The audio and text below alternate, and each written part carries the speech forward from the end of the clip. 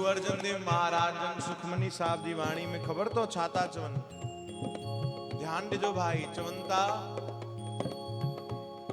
जह मात पिता सुत मीत न भाई, मन ओहा नाम तेरे संग सहाय।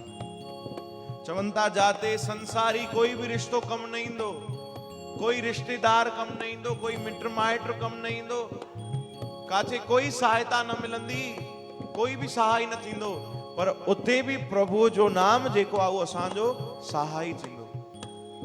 जह मात पिता सुत मीत न भाई, मन उहा नाम तेरे संग सहाय। उते भी प्रभु जो नाम असां सां गॾु हूंदो। चवंता जह महाभयान दूत जम दले, तह केवल नाम संग तेरे चले। उते ॿियो कुछ भी न हलंदो, कुछ भी न हलंदो। छा हलंदो? प्रभु जो नाम, जेकी भक्ति तां हिन महिल करे रहिया